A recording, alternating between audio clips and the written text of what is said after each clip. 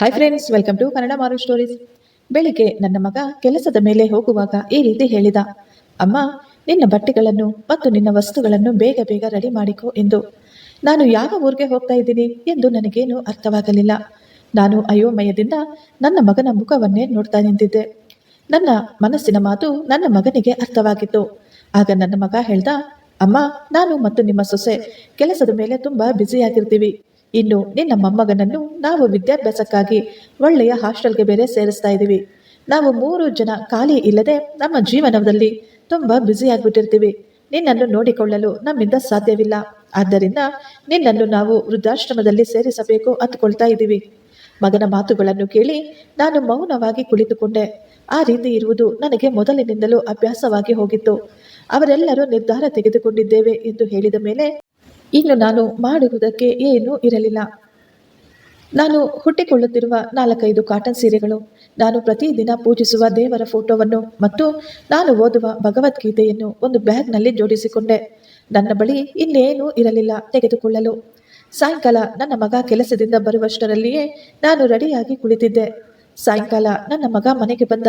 ನಮ್ಮ ಸೊಸೆ ನನ್ನ ಮಗನ ಜೊತೆ ಈ ರೀತಿ ಹೇಳಿದಳು, ರೀ, ನೀವು ನಿಮ್ಮ ತಾಯಿಯನ್ನು ವೃದ್ಧಾಶ್ರಮದಲ್ಲಿ ಬಿಟ್ಟು ಬೇಗ ಬಂದ್ಬಿಡಿ. ನಾನು ಅಷ್ಟರಲ್ಲಿಯೇ ನಿಮ್ಮಿಬ್ಬರಿಗೂ ಅಡಿಗೆಯನ್ನು ತಯಾರು ಮಾಡಿರ್ತೇನೆ. ಸರಿ ಎಂದು ಹೇಳಿ ನನ್ನ ಮೊಮ್ಮಗ ನನ್ನನ್ನು ನೋಡಿ, ನಡಿಯಮ್ಮ, ಇನ್ನು ಹೊರಡೋಣ ಎಂದು ಹೇಳಿದ. ನನಗೆ ನನ್ನ ಮಗ ಮತ್ತು ಸೊಸೆಯನ್ನು ಬಿಟ್ಟು ಹೋಗಲು ಸ್ವಲ್ಪ ಕೂಡ ಮನಸ್ಸಿರಲಿಲ್ಲ. ನನಗೆ ತುಂಬಾ ದುಃಖವಾಗ್ತಾ ಇತ್ತು. ಕಣ್ಣುಗಳಲ್ಲಿ ನೀರು ಬರ್ತಾ ಇತ್ತು. ಕಣ್ಣೀರನ್ನು ಒರೆಸಿಕೊಳ್ತಾನೆ ನಾನು ನಮ್ಮ ಸೊಸೆಯನ್ನು ನೋಡಿ ಅವಳಿಗೆ ಈ ರೀತಿ ಹೇಳಿದೆ, ನೋಡಮ್ಮ ಸವಿತಾ, ನಾನು ಯಾವಾಗಾದರೂ ನಿನಗೆ ಏನಾದರೂ ಅಂದಿದ್ದೀನ? ಒಂದು ವೇಳೆ ಏನಾದರೂ ಅಂದಿದ್ದರೆ, ನಿನಗೆ ನನ್ನಿಂದ ಏನಾದರೂ ನೋವಾಗಿದ್ರೆ ದಯವಿಟ್ಟು ನನ್ನನ್ನು ಕ್ಷಮಿಸಿಬಿಡು. ನೀವಿಬ್ಬರು ಸೇರಿ ಸಂತೋಷವಾಗಿ ಇರಬೇಕು ಅನ್ನುವುದೇ ನನ್ನ ಆಸೆ.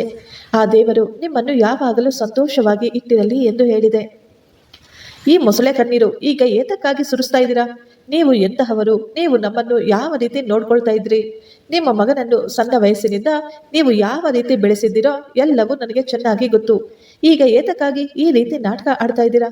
ನಮ್ಮ ಜೀವನವನ್ನು ನಾವು ಸಂತೋಷವಾಗಿಯೇ ಜೀವಿಸುತ್ತೇವೆ ಎಂದು ನನ್ನ ಸೊಸೆ ಕೋಪದಿಂದಲೇ ಅಂದ್ಲು. ಆಗ ನನ್ನ ಮಗ, ಹೌದೇ, ನೀನು ಹೇಳ್ತಾ ಇರೋದು ಸತ್ಯನೇ. ನಮ್ಮ ತಾಯಿ ಯಾವಾಗಲೂ ನನ್ನನ್ನು ಪ್ರೀತಿಯಿಂದ ನೋಡಿಕೊಳ್ಳೇ ಇಲ್ಲ. ನನ್ನ ಖರ್ಚಿಗಾಗಿ ಹೆಚ್ಚಾಗಿ ಹಣವನ್ನು ಸಹ ಕೊಡ್ತಾ ಇರಲಿಲ್ಲ. ಪುಸ್ತಕಗಳಿಗೆ ಮತ್ತು ಅವಶ್ಯಕತೆ ಇರುವ ವಸ್ತುಗಳಿಗೆ ಮಾತ್ರ ದುಡ್ಡನ್ನು ಕೊಡ್ತಾ ಇದ್ಲು. ನನ್ನ ಜನ್ಮದಿನದಂದು ಯಾವತ್ತೂ ಕೂಡ ಒಂದು ಕೇಕ್ ಸಹ ತಂದು ಕಟ್ ಮಾಡಿಲ್ಲ. 1 ರೂಪಾಯಿ ಚಾಕ್ಲೇಟ್ಗಳಿಂದಲೇ ಸರಿಪಡಿಸಿಕೋ ಎಂದು ಹೇಳ್ತಾ ಇದ್ರು. ನನ್ನ ಮೇಲೆ ಪ್ರೀತಿ ಆಗ್ಲೂ ಇರಲಿಲ್ಲ. ಈ ಅಮ್ಮನಿಗೆ ಈಗಲೂ ಇಲ್ಲ. ಅಮ್ಮ, ನೀನು ನನ್ನಿಂದ ದೂರ ಇದ್ರೇನೆ ನನಗೆ ಚೆನ್ನಾಗಿರುತ್ತದೆ ಎಂದು ಹೇಳಿದ. ನಾನು ನನ್ನ ಕಣ್ಣೀರನ್ನೇ ಒರೆಸಿಕೊಂಡು ಸೈಲೆಂಟ್ ಆಗಿ ನಿಂತುಕೊಂಡಿದ್ದೆ. ನನ್ನಿಂದ ಇನ್ನು ಏನು ಮಾಡಲು ಸಾಧ್ಯ ಹೇಳಿ? ನಾವು ಈಗ ಆಟೋದಲ್ಲಿ ಹತ್ತಿ ವೃದ್ಧಾಶ್ರಮದ ಕಡೆ ಹೊರಟಿದ್ದೆವು. ದಾರಿಯಲ್ಲಿ ಹಳೆಯ ನೆನಪುಗಳು. ನಾನು ಈಗ ಮೆಲುಕು ಹಾಕ್ತಾ ಇದ್ದೆ. ನನ್ನ ಯಜಮಾನರಿಗೆ 6 ಜನ ತಂಗಿ ಮತ್ತು ತಮ್ಮಂದಿರು ಇದ್ದರು. ಎಲ್ಲರಿಗಿಂತ ದೊಡ್ಡವರು ನನ್ನ ಯಜಮಾನರೇ. ಎಲ್ಲರ ಜವಾಬ್ದಾರಿಯು ನನ್ನ ಗಂಡನ ಮೇಲೆಯೇ ಇತ್ತು. ನನ್ನ ಗಂಡನಿಗೆ ಸರ್ಕಾರಿ ಕೆಲಸ. ನಮ್ಮ ಅತ್ತೆಗೆ ನಾನೆಂದರೆ ಸ್ವಲ್ಪ ಕೂಡ ಇಷ್ಟ ಇದ್ದಿಲ್ಲ. ಅವರಿಗೆ ಬೇಕಾದಷ್ಟು ವರದಕ್ಷಿಣೆಯನ್ನು ತಂದುಕೊಡಲಿಲ್ಲ ಎಂದು ಯಾವಾಗಲೂ ನನ್ನನ್ನು ಮಾತುಗಳಿಂದ ಚಿತ್ರಹಿಂಸೆ ಮಾಡ್ತಾ ಇದ್ರು. ಅಷ್ಟು ಮಾತ್ರವಲ್ಲ, ಯಾರೂ ಇಲ್ಲದೆ ಇರುವಾಗ ನನ್ನನ್ನು ಚೆನ್ನಾಗಿ ಹೊಡಿತಾ ಇದ್ರು. ಅತ್ತೆ ಮನೆಯಲ್ಲಿ ಅವರು ನನ್ನ ಜೊತೆ ಎಷ್ಟು ಕೆಟ್ಟದಾಗಿ ನಡೆದುಕೊಂಡ್ರು ನಾನು ಒಂದು ಸಾರಿ ಕೂಡ ನನ್ನ ತವರು ಮನೆಯಲ್ಲಿ ಈ ಮಾತುಗಳನ್ನು ತಿಳಿಸಲೇ ಇಲ್ಲ. ನನ್ನ ಗಂಡ ಮನೆಯಲ್ಲಿ ಏನು ನಡೆಯುತ್ತಿದ್ರೂ ಕೇರ್ ಮಾಡ್ತಾ ಇರಲಿಲ್ಲ. ಬರುವ ಎಲ್ಲ ಸಂಬಳವನ್ನು ಅವರ ತಾಯಿಯ ಕೈಯಲ್ಲೇ ಇಡುತ್ತಿದ್ದ. ಬರುವ ದುಡ್ಡು ಮನೆ ಮಂದಿಗೆಲ್ಲ ಸಾಕಾಗ್ತಾನೂ ಇರಲಿಲ್ಲ. ಇನ್ನು ನನಗೆ ಒಬ್ಬ ಮಗ ಹುಟ್ಟಿದ್ದ. ಇನ್ನೊಮ್ಮೆ ಗರ್ಭಿಣಿ ಆದಾಗ ನಮ್ಮ ಅತ್ತೆ ನನ್ನನ್ನು ಹೊಡೆಯುವಾಗ ಮಗು ಹೊಟ್ಟೆಯಲ್ಲೇ ಸತ್ತು ಹೋಗಿತ್ತು. ನನ್ನ ಮಗ ಬೆಳೆದು ದೊಡ್ಡವನಾದಾಗ ಅವರ ಅಜ್ಜಿಯ ಬಳಿ ಪ್ರತಿದಿನ ಗಲಾಟೆ ಮಾಡ್ತಾ ಇದ್ದ. ಅಜ್ಜಿ, ನನ್ನ ತಂದೆ ಬರುವ ಎಲ್ಲ ದುಡ್ಡನ್ನು ನಿಮ್ಮ ಕೈಗೆ ತಂದು ಕೊಡ್ತಾ ಇದ್ದಾರೆ. ನಮ್ಮ ಖರ್ಚಿಗೆ ನೀವು ನಮಗೆ ಏನು ಕೊಡ್ತಾ ಇಲ್ಲ. ಎಲ್ಲ ದುಡ್ಡನ್ನು ನೀವುಗಳೇ ಬಳಸ್ಕೊಳ್ತಾ ಇದ್ದೀರಾ. ನನ್ನ ತಾಯಿಗೆ ಸ್ವಲ್ಪ ಕೂಡ ವಿದ್ಯೆ ಇಲ್ಲ, ಆಕೆಗೆ ಸ್ವಲ್ಪ ಕೂಡ ಬುದ್ಧಿ ಇಲ್ಲ ಎಂದು ಅತ್ತೆಗೆ ಯಾವಾಗಲೂ ಬೈತಾ ಇದ್ದ. ನನ್ನ ಮಗ ಮನೆಯಲ್ಲಿ ಇರುವಷ್ಟು ಸಮಯ ನಮ್ಮ ಅತ್ತೆ ಏನು ಮಾತಾಡ್ತಾ ಇರಲಿಲ್ಲ. ಆದರೆ ನನ್ನ ಮಗ ಹೊರಗೆ ಹೋದ ತಕ್ಷಣ ನನ್ನ ಮೇಲೆ ಜೋರಾಗಿ ಕೂಗಾಡ್ತಾ ಇದ್ರು. ಎಷ್ಟು ನಾಟಕ ಆಡುವವಳೆ ನೀನು? ನಿನ್ನ ಮಗನನ್ನು ಯಾವ ರೀತಿ ಬೆಳೆಸಿದೀಯ ನೀನು?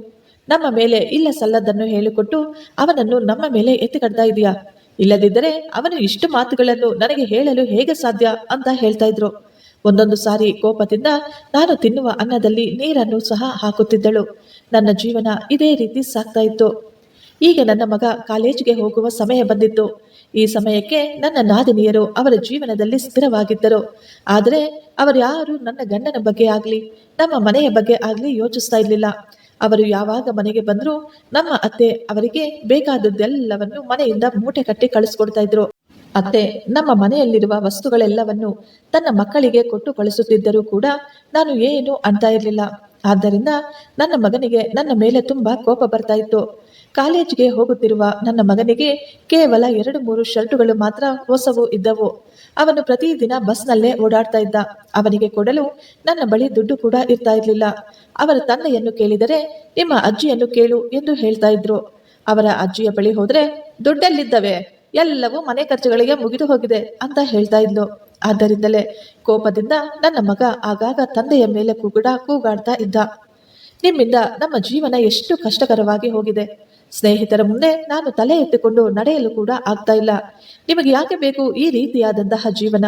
ನೀವು ಎಲ್ಲೋ ಸನ್ಯಾಸಿಯಾಗಿ ಇರಬೇಕಾಗಿತ್ತು. ಆಗ ನನಗೆ ಇಷ್ಟೊಂದು ಕಷ್ಟಗಳು ಬರ್ತಾ ಇರಲಿಲ್ಲ.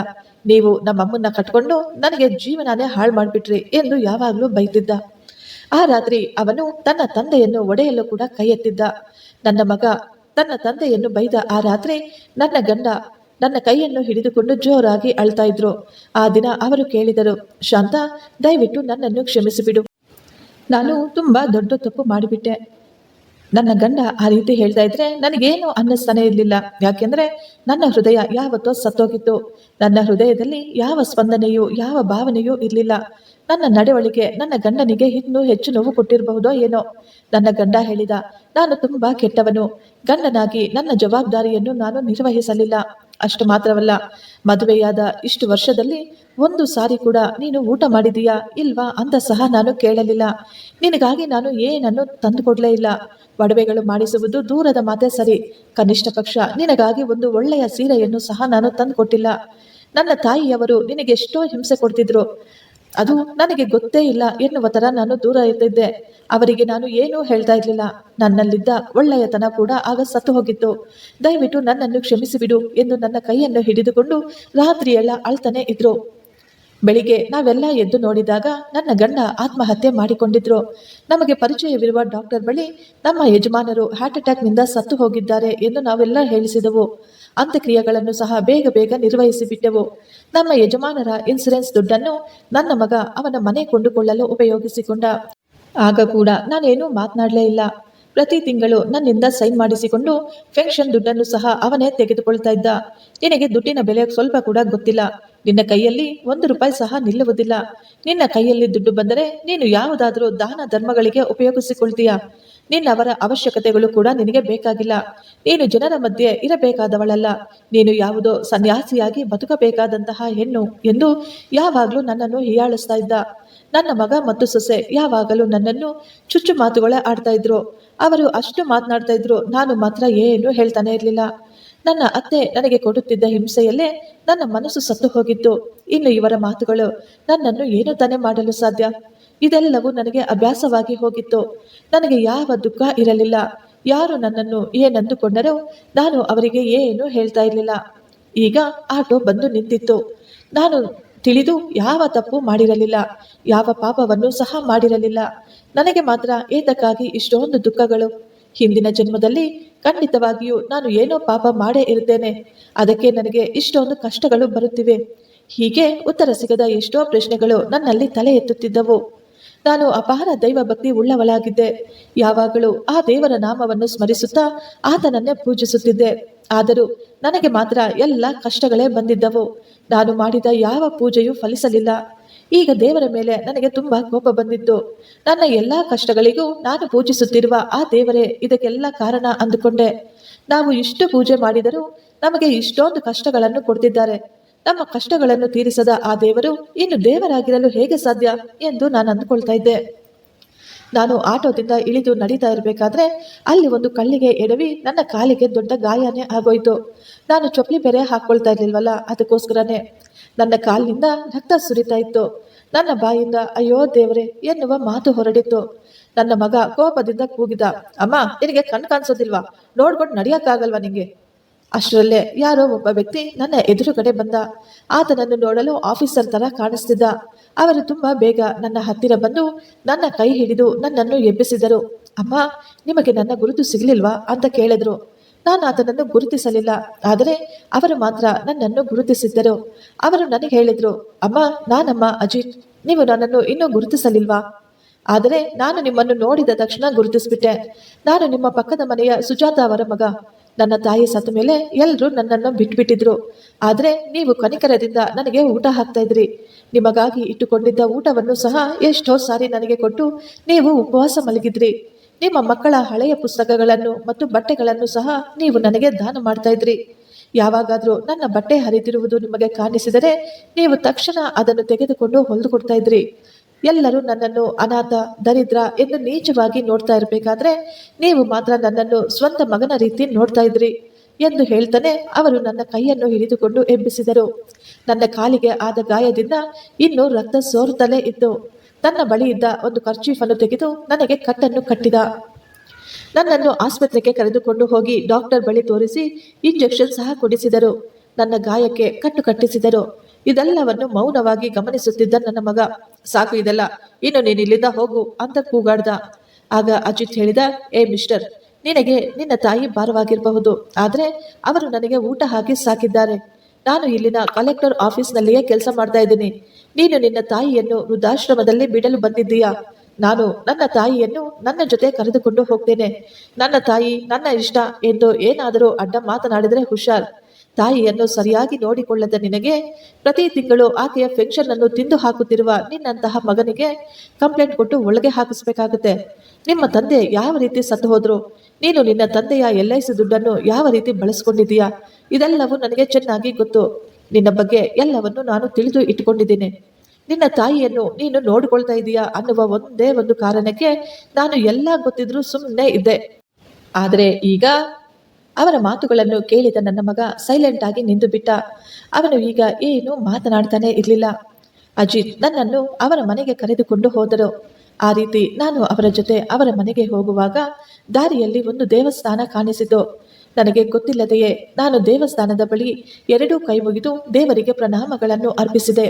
ಆಗ ಆ ದೇವರು ನನ್ನ ಬಳಿ ಮಾತನಾಡಿದರೆ ಹಾಗೆ ಅನ್ನಿಸ್ತಾ ಇತ್ತು ನನಗೆ. ನೋಡಿದ್ಯಾ ಸಾವಿತ್ರಿ, ಸ್ವಲ್ಪ ಸಮಯದ ಮುಂಚೆ ನೀನು ದುಃಖದಿಂದ ನನ್ನನ್ನು ಕರೆದೆ. ನಾನು ತಕ್ಷಣ ನಿನಗಾಗಿ ಓಡೋಡಿ ಬಂದೆ, ನಿನಗೆ ಸಹಾಯ ಮಾಡಲು ಎಂದಂತಾಗಿತ್ತು. ಅಜಿತ್ ಮತ್ತು ಅವರ ಹೆಂಡತಿ ಸ್ನೇಹ ನನ್ನನ್ನು ತುಂಬ ಪ್ರೀತಿ ಮತ್ತು ಗೌರವದಿಂದ ನೋಡ್ಕೊಳ್ತಾ ಇದ್ರು. ಸ್ನೇಹ ಶಾಲೆಯಲ್ಲಿ ಟೀಚರ್ ಆಗಿ ಕೆಲಸ ಮಾಡ್ತಿದ್ದಾಳೆ. ಈಗ ಸ್ನೇಹ ಮನೆಯಲ್ಲಿಯೂ ನನಗೂ ಓದುವುದು ಬರೆಯುವುದನ್ನು ಹೇಳ್ಕೊಡ್ತಾ ಇದ್ದಾಳೆ. ನಾನು ಇಲ್ಲಿ ತುಂಬ ನೆಮ್ಮದಿಯಿಂದ ಇದ್ದೇನೆ.